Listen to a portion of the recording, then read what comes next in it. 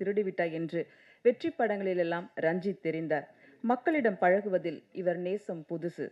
துயரங்கள் சூழும்போதும் தோல்விகள் வந்தபோதும் மனமே ஆலயம், தைரியமே கடவுள் என்று காயங்களுக்கு கைகளின் கடைசி தொழுதல், தற்கொலை கடந்து இதயத்தின் ஓரத்தில் இறுதி முயற்சி நிலைத்து நிற்கட்டும். அழைக்கிறோம் கதையின் நாயகன் ரஞ்சித் அவர்களை.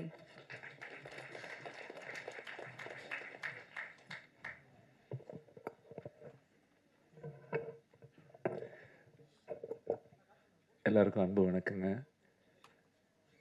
குறிப்பாக என்னுடைய பத்திரிகை சகோதரர்களுக்கு அன்பு வணக்கம். எல்லாம் எனக்கு தெரிந்த முகங்கள் பலதற்கு. தர்மா வணக்கம். என்ன கண்ண ஆளே மாறிட்ட? கால சூழ்நிலையா?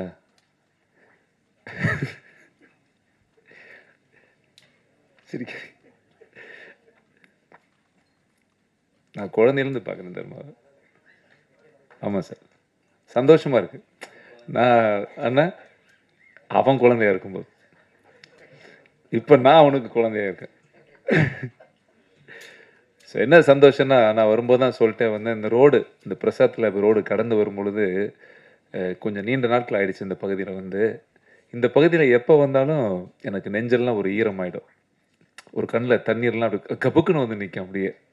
இந்த தெரு மட்டும் சினிமாவுக்குள்ள அறியா பருவத்தில் ஒரு 30 வருஷத்துக்கு முன்னாடி இங்கே வந்து இந்த ரோடு, இந்த இடங்கள், அந்த ஏவிஎம்க்கு முன்னாடி காலையில் ஒரு 500 பேர் வேலைக்காக நிற்கிறது, சாப்பாடு போடுற கூட்டம், நடிகர் நடிகைகள், கலைஞர்கள், மேக்கப் ஆர்டிஸ்ட்டு, இந்த சந்தில் இருக்கக்கூடிய ஒரு உதவி இயக்குனர், எத்தனையோ திறமை வாய்ந்தவர்கள்லாம் இந்த தெருவில் பயணித்து இந்த நடந்த இந்த பூமியில் நான் எப்போ வரும்போது எனக்கு கண் கலங்கும். சாதித்தவர்கள் பற்றி மட்டும்தான் நம்ம பேசுகிறோமே தவிர, இந்த சினிமாக்காக எத்தனையோ பேர் குடும்பத்துக்கு போகாமல், கல்யாணம் பண்ணிக்காமல், அப்பா அம்மாவை பார்க்காம, சினிமா தான் காதல், சினிமா வியாபாரம், வணிக ரீதியெல்லாம் தாண்டி உண்மையான கலைஞர்கள் மறைந்த இந்த தெருவை நினைக்கும் போது எனக்கு பெரிய சந்தோஷமாக இருக்குது. அது பார்க்கும்போதெல்லாம் எனக்கு அவ்வளோ கஷ்டம். ஸோ இந்த சினிமாவில் நானும் இத்தனை கோடி, இத்தனை ஆயிரங்கள், இத்தனை லட்சத்தில் நானும் ஒரு கடைக்கோடியாக, ஒரு சாதாரண நடிகன், பல திறமையான கலைஞர்களுக்கு மத்தியில் எனக்கு ஒரு வாய்ப்பளித்த, எங்கேயோ இருந்து வந்து எனக்கு ஒரு வாய்ப்பு கொடுத்த என்னுடைய குருநாதர் ஆர்கே செல்லுமணி சார் அவர்களுக்கு எப்பவுமே நான் வாழ்க்கையில் நன்றி கடன் பட்டிருப்பேன்.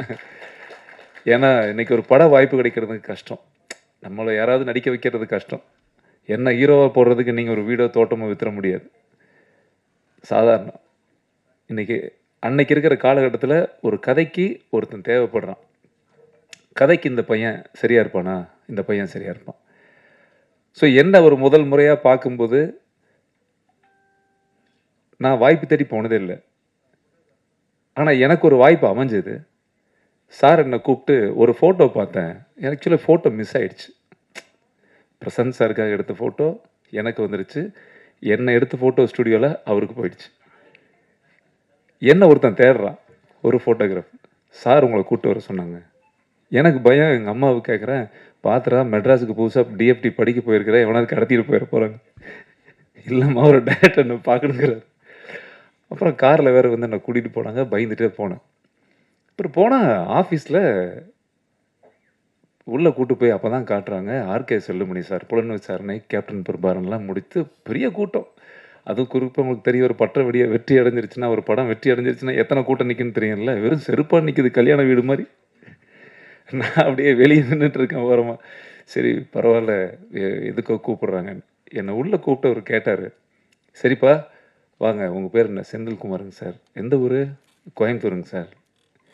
சரி நடிப்பீங்களா? நடிக்க மாட்டேன் சார். நடிக்க மாட்டியா? என்னையா நீ நடிக்க மாட்டியா? இல்லை நீ நடிக்கிற என் படத்தில், அதுதான் உன்னை கூப்பிட்டு கேட்குறேன் அப்படின்னா. அப்படிங்களா சார், என்னவா நடிக்கணும்? நீ என்னவா நடிக்கலான்னு நினைக்கிற? இல்லை இந்த படத்தில் நான் குண்டாக இருப்பேன், இப்போ கொஞ்சம் பெரிய உடம்பாக இருக்கிறதுனால நான் சொன்னேன், இந்த அடியாட்கள் மாதிரி கட்ட கொடுத்தீங்கன்னா நான் பின்னாடி ஓரமாக நின்றுக்குவேன் சார், எனக்கு அது ரொம்ப பிடிக்கும் வில்லனா அப்படின்னு. ஐயோ, இந்த படத்துக்கே நீ தான் ஹீரோவாக நினைக்கிறேன். ஹீரோவான்னு எனக்கு சிரிப்பு வந்துருச்சு. சார் என்னடா நீ சிரிக்கிற அப்படின்னாரு. இல்லை சார், நீங்கள் ஒருவேளை சார் ஹீரோங்களா? நீ தான்ப்பா ஹீரோ. ஒரு கதை உன் ஃபோட்டோ பார்த்தோன்னே நீ சரியா இருப்பேன்னு நான் தீர்மானிச்சிட்டேன். அப்போ எனக்கு ஒரு பெரிய ஐயோ! எனக்கு நம்பவே முடியல. இப்ப நான் ஓகே சொல்றதுக்கு முன்னாடி அவங்களே ஃபிக்ஸ் பண்ணிட்டாங்க. உடனே அதில 2 பேர் இருப்பாங்க இல்லையா? எப்பவுமே ஒரு சினிமா ஆஃபீஸ்லன்னா பேர் சொல்ல வேண்டாம். பாதி பேர் மேல போயிட்டாங்க. பாதி பேர் சினிமா விட்டு வெளிய போயிட்டாங்க. அதுல ஒரு 4 பேர் சிகரெட் குடிச்சிட்டே பார்க்குறான் என்ன. இல்ல செல்வா, இந்த கேரக்டருக்கு ஒத்து வராதுன்றான். ஐயய்யோ! இவன் ஓகேனாலும் இவன் விட மாட்டான் போல இருக்கு. எதுக்கு ஒரு மேக்கப் டெஸ்ட் வச்சுட்டேன் என்ன? அப்படி ஒரு 2 பேரு. அப்புறம் மத்தியானம் கேமராலாம் கொண்டு வந்துட்டாங்க. நான் அங்கேயே நிக்கிறேன். மேக்கப் டெஸ்ட் எடுக்குறாங்க. நாங்க நின்னுட்டு இருக்கேன். மேக்கப்லாம் போட்டுட்டு எல்லாம் உள்ள போய் ஆர்வமா நிக்கிறம்போது, அந்த சிகரெட் குடித்த அந்த 4 பேர் அப்படியே திருப்பி என்ன ரவுண்டு கட்டி பார்க்குறாய்ங்க. இந்த கேரக்டருக்கு பார்த்திபன் சார் தான் சரியா இருப்பாரு. நான் ஏற்கனவே சொன்னேன். ஏன் ரிஸ்க் எடுக்குறாரு செல்வமணி? இல்ல. இன்னொருத்தன் வரான் மேக்கப் போடும்போது. ஆக்சுவலா சரத்குமார் சார் தான் அடிக்கடி பார்த்துட்டு போறாரு சார். அவரு கன்ஃபார்ம் தான். அப்படியா? அவங்கலாம் நடிக்க வேண்டிய வேஷமா எனக்கு சொல்றாரு? சீ அது இருக்காது. இல்ல சார், அதுக்காது அதுதான் சார். இப்ப இதெல்லாம் சொல்லி எனக்கு டெஸ்ட்டுக்கு கூட்டு போறாங்க. போய் நிக்கும்போது என்ன சுத்தி அந்த சிகரெட் குடிச்ச அந்த 8 வில்லன் ஆல்ரெடி கன்ஃபார்ம். நான் வரவே கூடாதுங்கிறதுல உறுதியா இருக்காங்க. ஜெயிச்சிடவே கூடாது.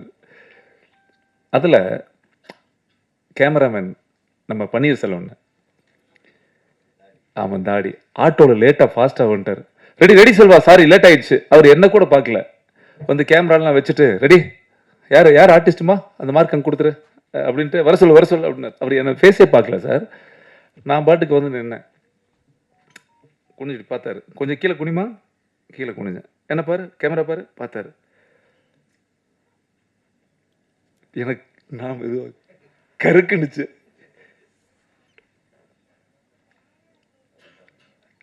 இப்படியே பார்த்தாரு. இந்த சிகரெட் கட் பண்ண கவுண்டர் க்ளோஸ் அந்த 8 பேரும்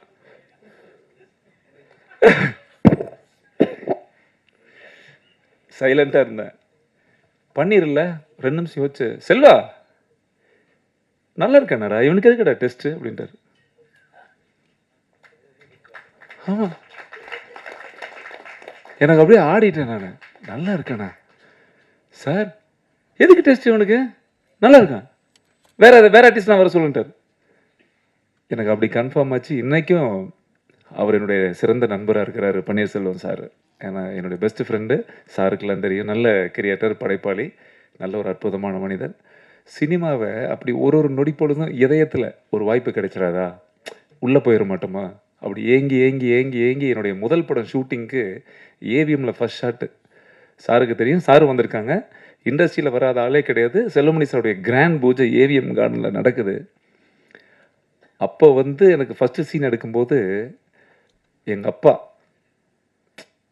நான் சொல்லல வீட்டில், அப்படியே தூக்கிடுவாங்கல்ல, என்ன சீன் எனக்கு தெரியாது, தூக்கிடுவாங்கல்ல.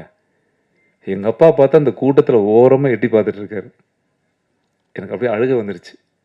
அந்த சினிமாவினுடைய காதல் இருக்குல்ல, அந்த உள்ளுக்குள்ளே வரும்போது அந்த ஒரு நாளும் நம்ம கடந்து போகிறப்ப, சத்தியமாக சினிமாவுக்கு போனால் பொண்ணும் கிடைக்காது, வீடும் கிடைக்காது, சினிமாவில் ஒரு வேலையே கிடையாது, எவனும் மதிக்க மாட்டான் ஊர் பக்கம், பொண்ணும் கிடைக்காது.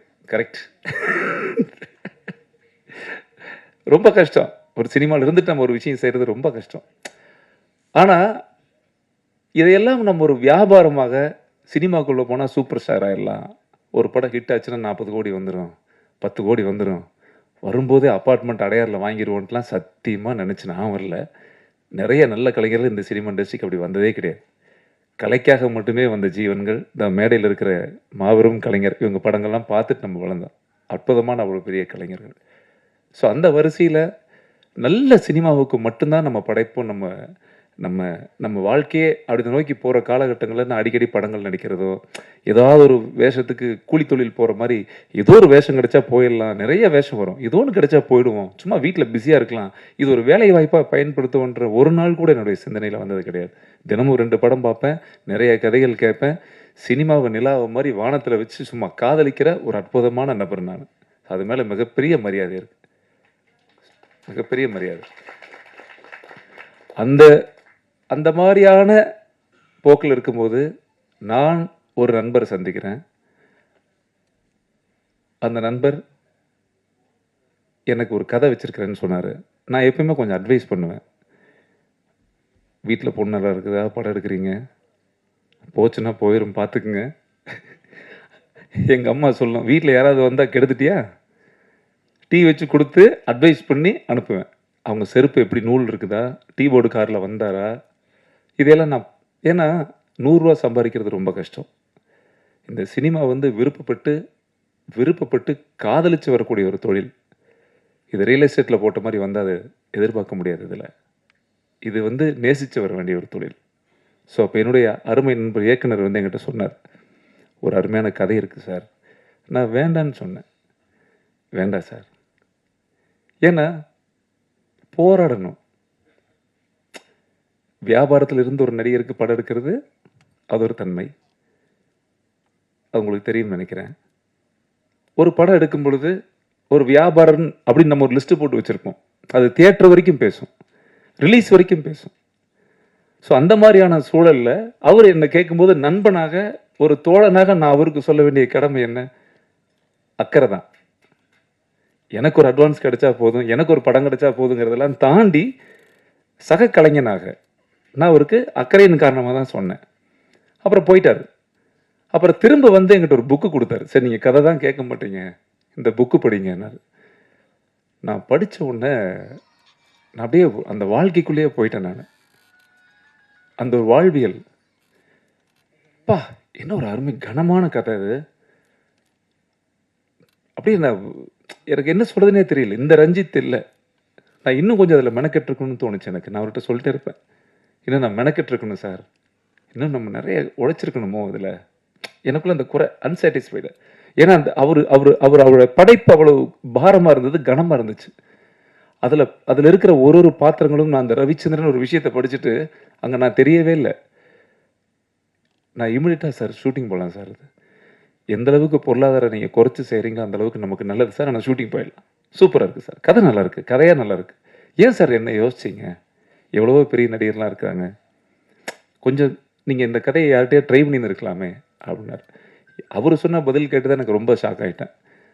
சார் நான் வந்து ஒரு வியாபாரத்தோடு முயற்சி பண்ணியிருந்தேன், அந்த கதையை வச்சுட்டுனா எங்கே வேணால் எப்படி வேணால் போயிருந்துருக்கலாம்.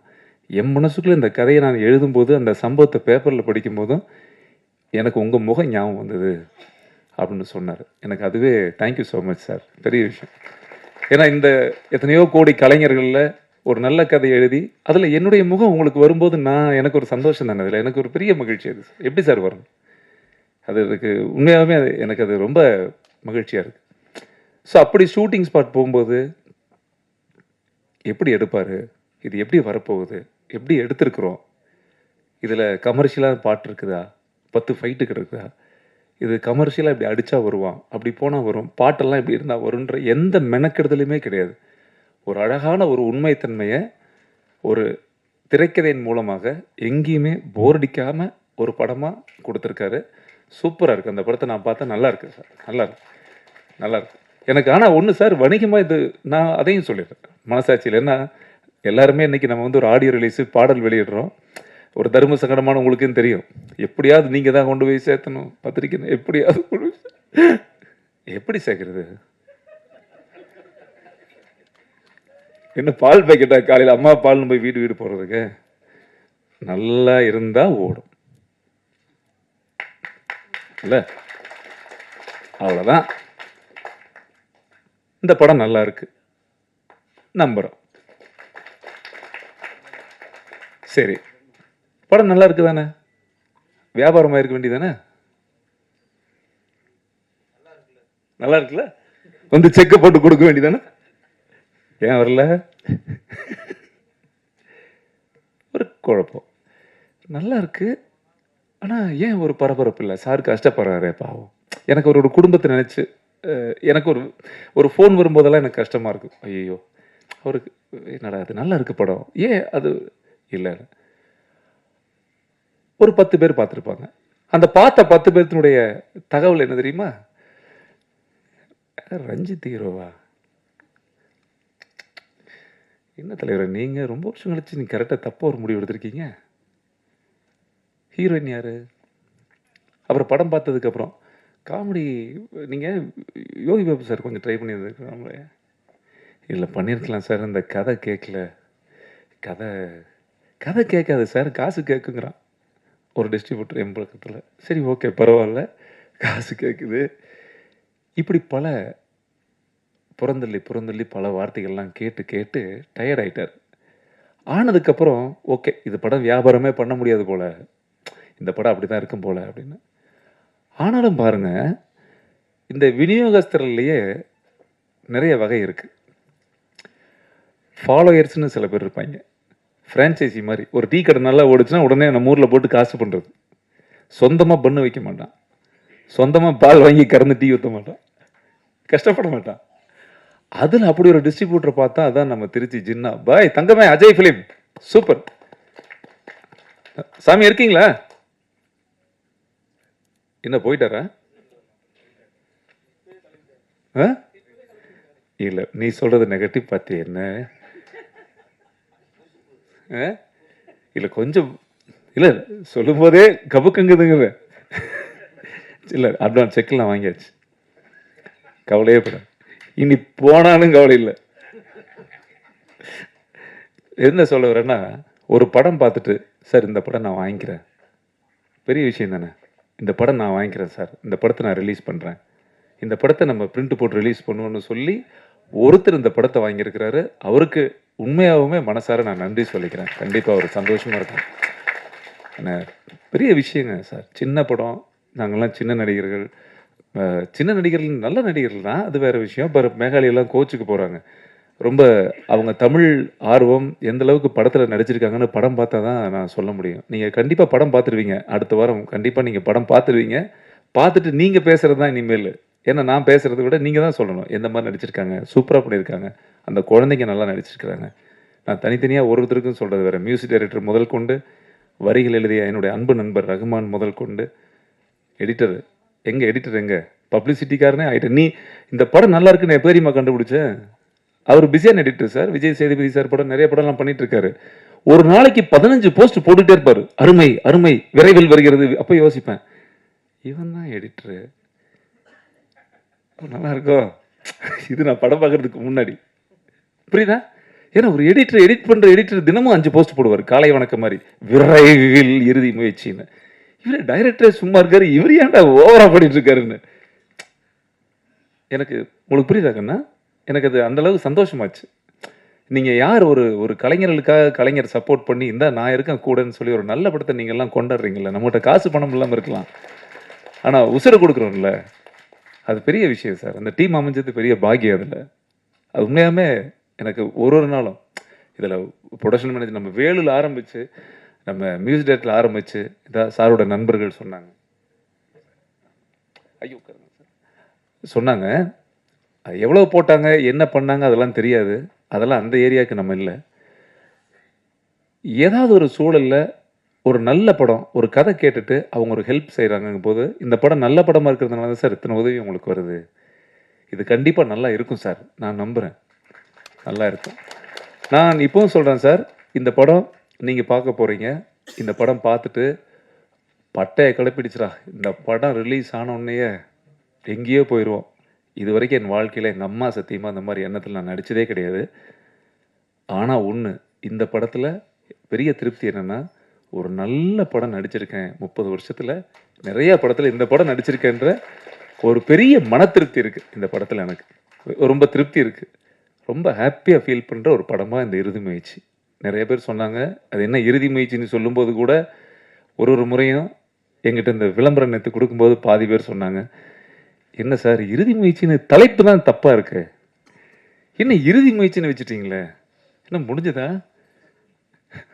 நீங்கள் கேட்ட மாதிரி தான், என்ன முடிஞ்சது போல் இறுதி முயற்சி. கீழே கமெண்ட், இறுதி முயற்சி உறுதி முயற்சின்னு வைங்க, முதல் முயற்சின்னு வைங்க. அதுக்கு ஒருத்தங்க அதான் 30 வருஷம் முயற்சி தான் என்ன பண்ணுறாங்க, முதல் முயற்சி எப்படி வரும்? கீழே கமெண்ட் போயிட்டே இருக்கு, நான் பார்த்துக்கிட்டே இருக்கேன்.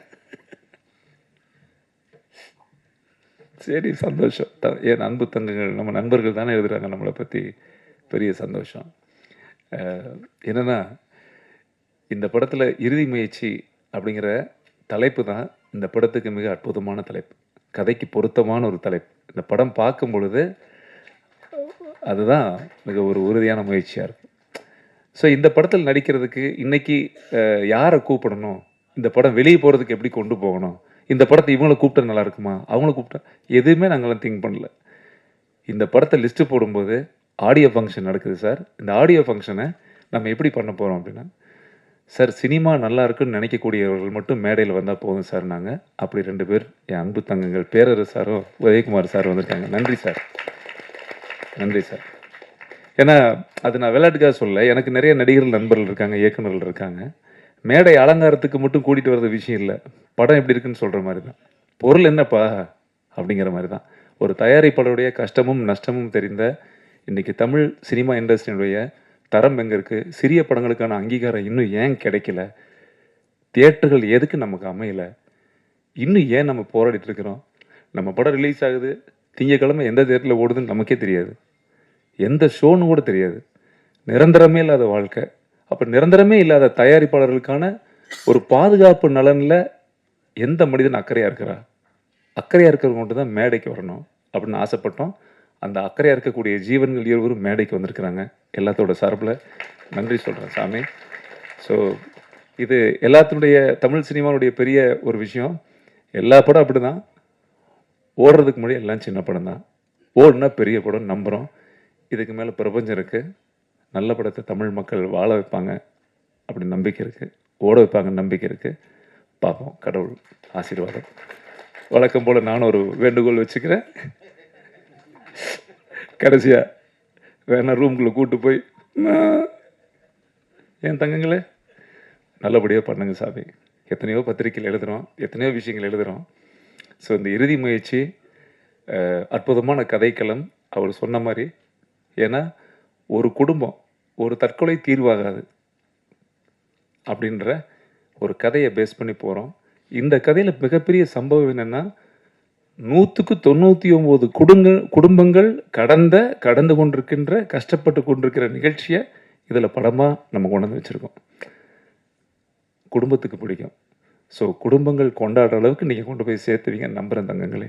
ரொம்ப நன்றி, அன்பு நன்றி. இங்கே வந்திருக்கிற எல்லாத்துக்கும் மனமாற நன்றி தெரிவிச்சுக்கிறேன்.